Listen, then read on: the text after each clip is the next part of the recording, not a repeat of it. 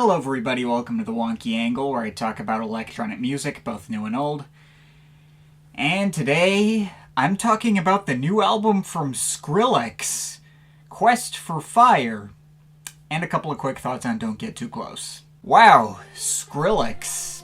I kinda can't believe it's taken this long for me to do a dedicated video on this guy, or at least on one of his solo efforts. I did review the Jack U album he did with Diplo for a Patreon request years ago, but whatever. I assume pretty much everyone who follows my channel already knows who Skrillex is and concretely formed their opinions on him for better or worse. But as for myself, I have a lot of very conflicted feelings on his body of work as a whole, but he has made a lot of music I really like or even love, especially in the first half of the 2010s. And while I understand anyone who absolutely hates him, I don't think he's deserving of that reputation. Say whatever you will about him, but nobody can deny this guy was a legitimate game changer.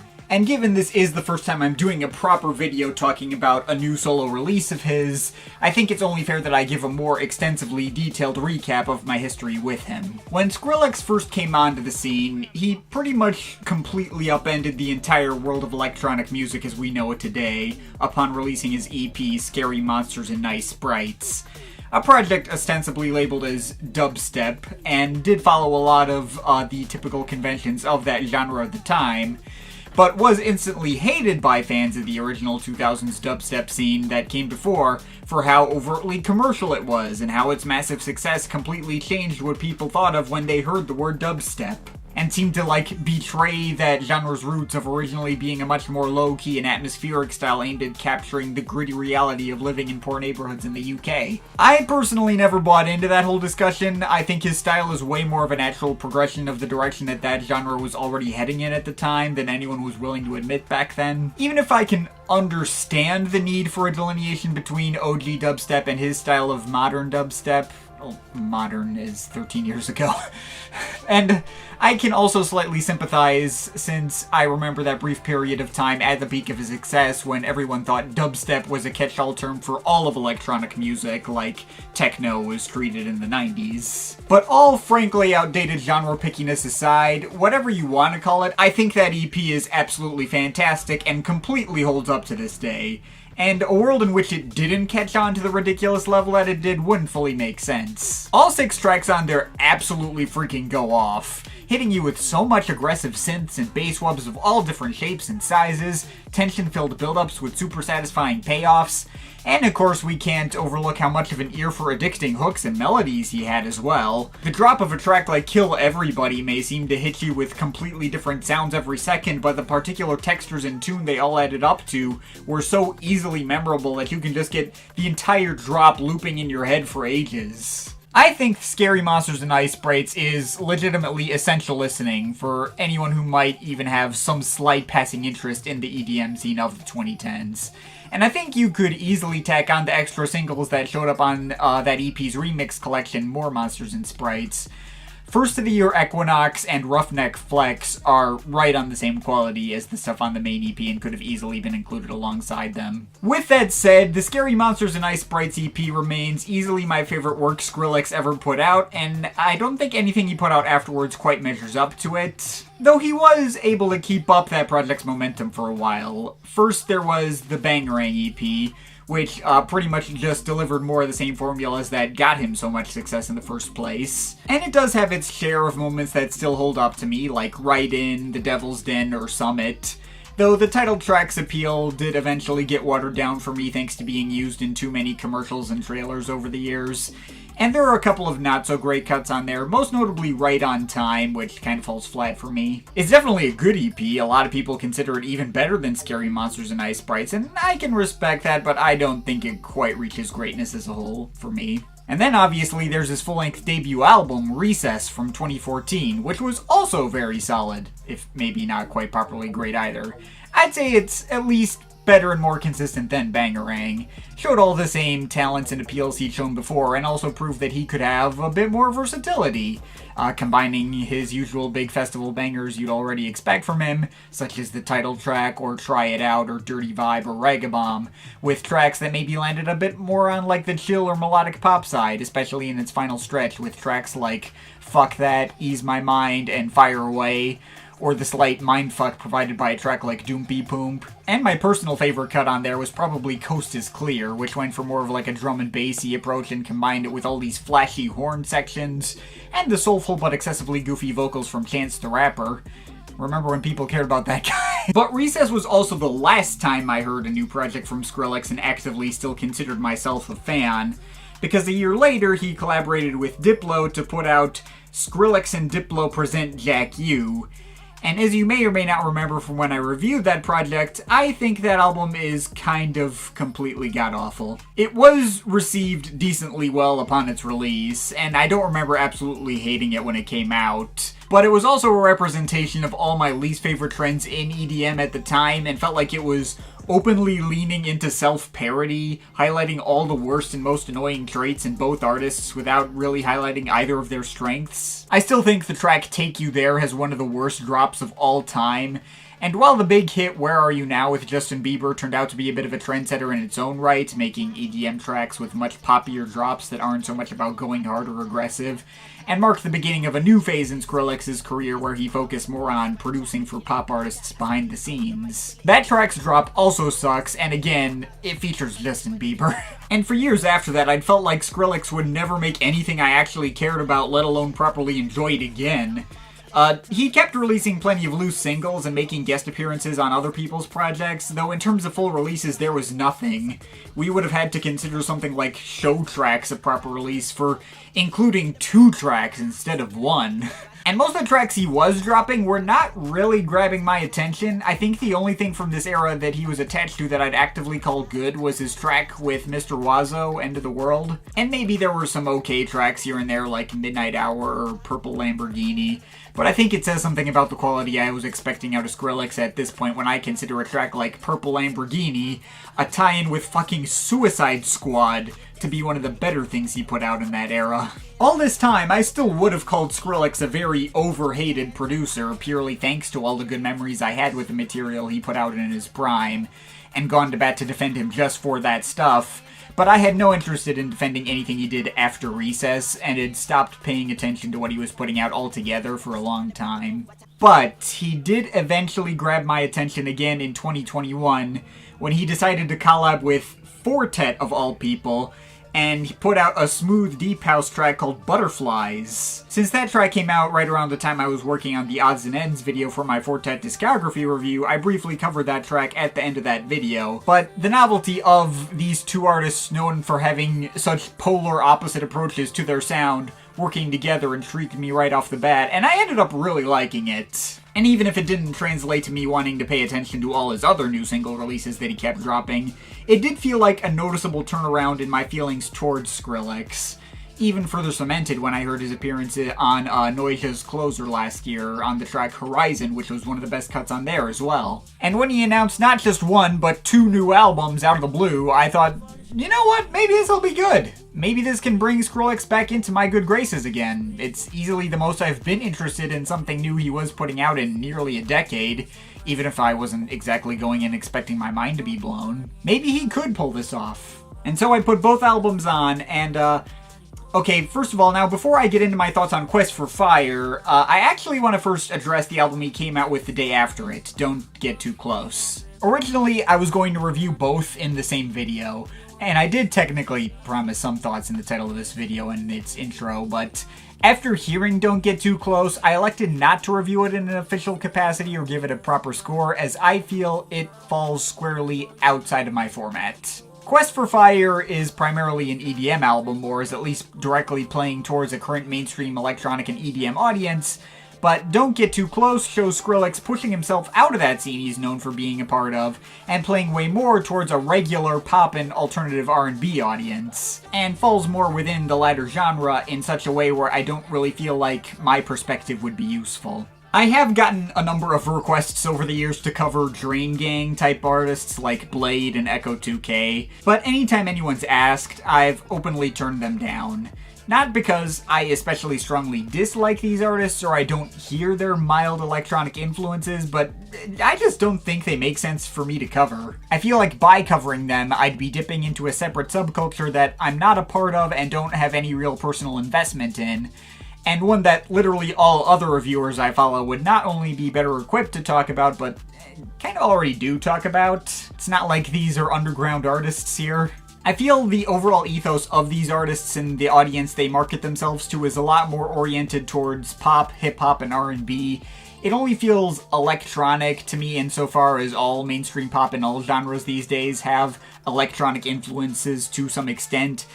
And their supposed experimental edges mostly just come down to, I guess, not feeling like they have major label executives watching over their shoulders to optimize their sound for specific radio formats. Don't Get Too Close sounds like Skrillex really got into these specific kinds of artists in those cloud rap, emo rap, and pop fields and decided he wanted to make something like them. Although since it's coming from such an industry giant, you're certainly not going to get anything even resembling an experimental edge here. It may not surprise you to hear that the album was not really my thing. I found it to be kinda tedious and samey, and listening to it felt like I was just eating plain sugar out of a sugar bowl or something. There were a couple of tracks I liked in the drum and bass approach to Way Back, or the house beats of Selecta, and I suppose I could get behind Real Spring too. I actually thought Blade had one of the better vocal performances here. But as the album stretched on, my attention trailed off, and I felt more and more out of my element. Cuts like Bad For Me and 3am got to be active turnoffs as the lead singers on their choruses went into annoyingly high-pitched registers. Don't Go has Justin Bieber on it, enough said. And I guess I could kinda appreciate the title track for its more personal focus and Skrillex contributing his own vocals. But when Bibi Borelli starts talking about how her mom hates her and thinks she's depressed, but she's actually happy, no, I cannot take any of that shit seriously. I did not feel strongly about the project one way or the other, but I also felt like this stuff was never designed to appeal to someone like me in the first place, and it left me feeling like maybe this could really work for someone who is really into that kind of style. None of it felt like insincere or cynical or like trend writing for its own sake. It felt like it exists purely because Skrillex just likes that kind of music. So maybe that's better left up to someone who's better versed in that style to judge. But Quest for Fire does feel like it's specifically aimed at a typical electronic music audience, Skrillex playing into his modern-day comfort zone, and I don't feel any bit out of my element trying to talk about that.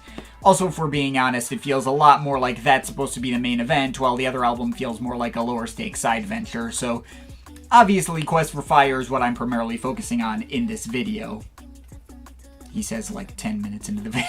So after getting through all of that excessive prelude, is Quest for Fire any good? Yes, it is good, if predictably nothing revolutionary. It kind of feels like a culmination of everything that Skrillex has done post-Jack U, but also feels like it fits well into what's currently popular in the mainstream electronic world these days. You got your house throwbacks, some juke, some drum and bass, some hip-hop crossover, some dubstep, which actually follows the OG style instead of the modern style he pioneered. Some cuts which call back to older EDM tropes as well. But Skrillex has definitely adapted his sound to the current trends and gotten it to fit well into the current zeitgeist. Which sounds really backhanded to say, but first of all, I do like the current house-centric and throwback-centric place that mainstream EDM has seen itself exploring in the last year or so. And for the most part, he is doing all of these sounds very well and in a way that I find pretty easy to get into, that also doesn't feel unnatural or like it's going against any appeal he already proved to have in years previous. I do feel like his execution can be a bit uneven, and the album is absolutely a mixed bag with some cuts that really hit and others that don't, but I still came out of the album feeling generally positive on the experience and like it definitively landed within good territory as a whole. It mostly stayed away from the aspects to Skrillex's post-Jack U sound that have irritated me the most, and got a very pleasant and inoffensive listen out of some sounds that have had the potential to be really obnoxious in the past. Maybe even too inoffensive depending on who you ask. I can also see this album feeling really generic and boring to some people.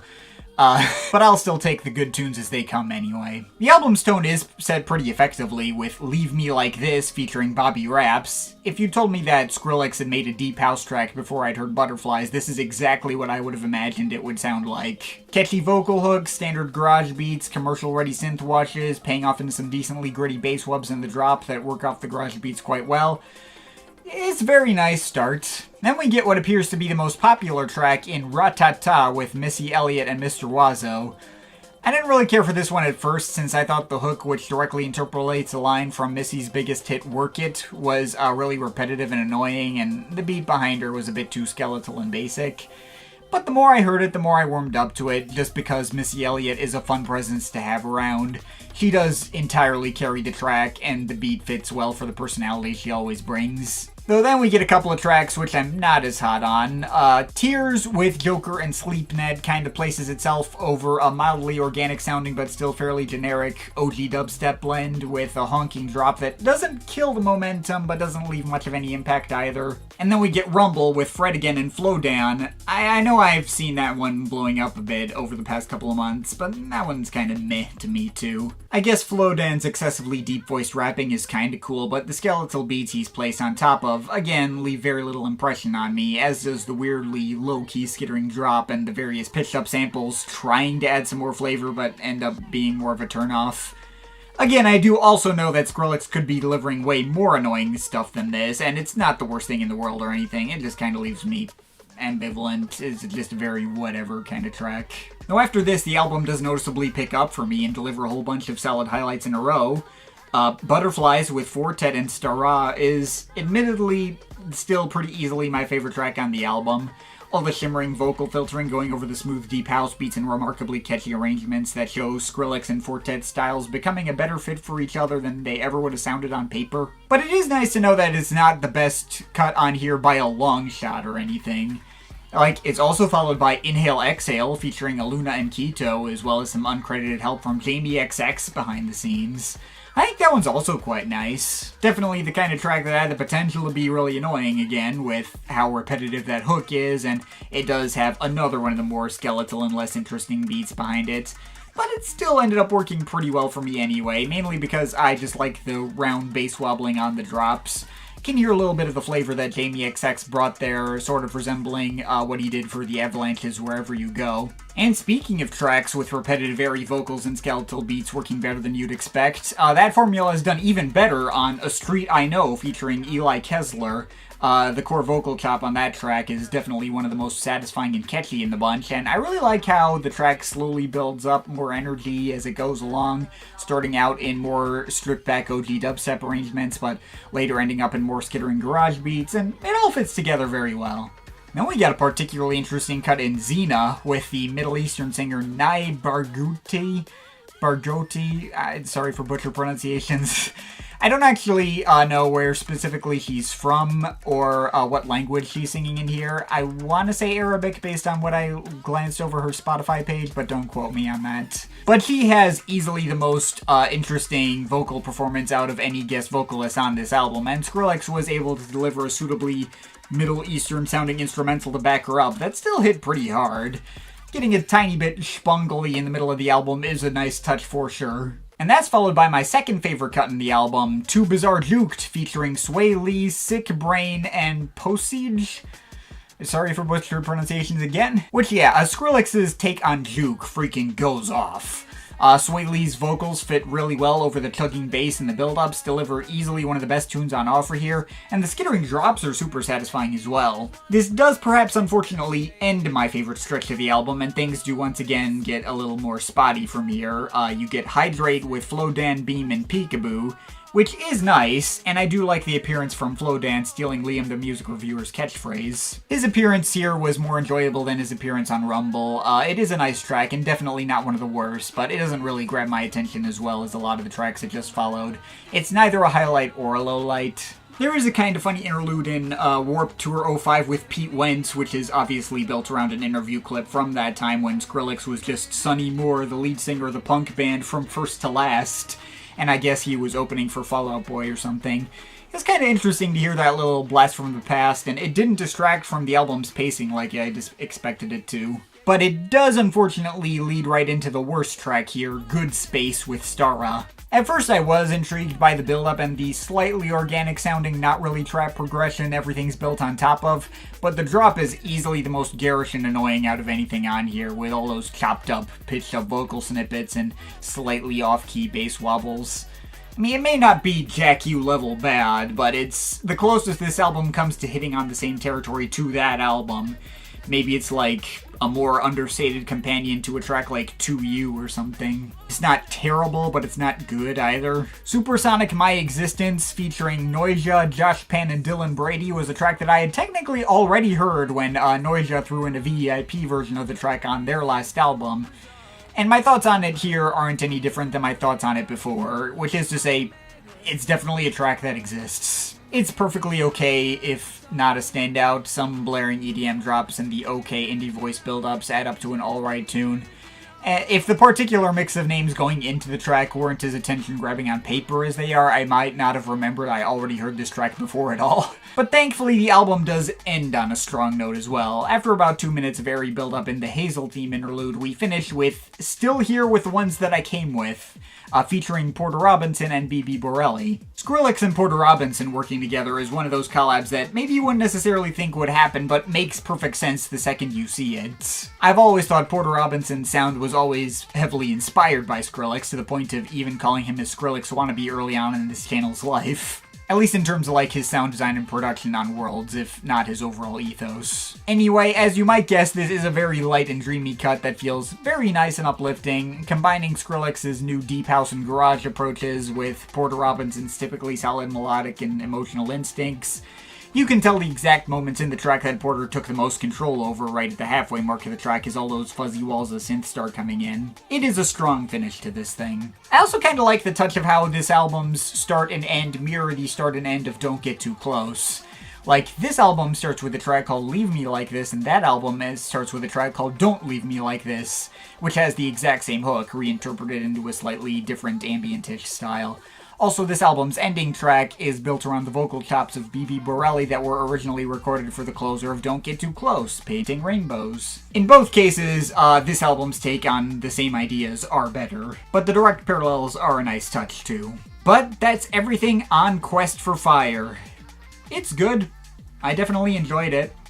Though, it's probably not the kind of thing that I'm going to be keeping around longer term or like going out of my way to recommend to people. This album honestly reads to me as Skrillex's equivalent to what Swedish House Mafia just did last year when they dropped Paradise Again, an update of the old sound and approach to fit into modern trends but still exemplifying all the artist's usual strengths and weaknesses, leading to a listening experience that was the exact average of everything I'd ever felt out of listening to their previous work, and was likely to reconfirm whatever feeling you had on them before putting the album on in the first place. Before I heard Paradise Again, I didn't like Swedish House Mafia, and hearing Paradise Again did absolutely nothing to change my mind on them.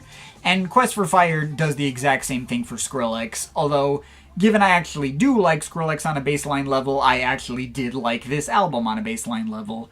It just also did nothing to alleviate all the conflicted feelings I've had on his work over the years. And if you were never on board for Skrillex to begin with, I doubt this is going to change your mind either. I have mostly seen overwhelmingly positive reviews for this album from his core fan base, but I also wouldn't be surprised if it turns out to be more divisive in the comments of this video, and some people found it to be a letdown.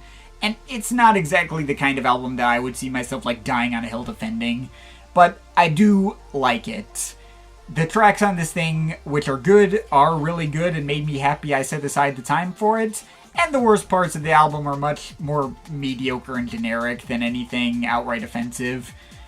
So, yeah, I mean, I'm probably not keeping it around, but I think I just barely got enough out of this to let it get away with a solid 7 out of 10. But of course, this is all just my opinion. You can feel free to disagree with it, but I'd like to hear your thoughts, so leave the comments in the comment thing down there. Shout out to my Patreon supporters, they're awesome people. You want to add yourself to that list, link to my Patreon is in the description. But yeah, that's pretty much it. That's all for today. See you next time.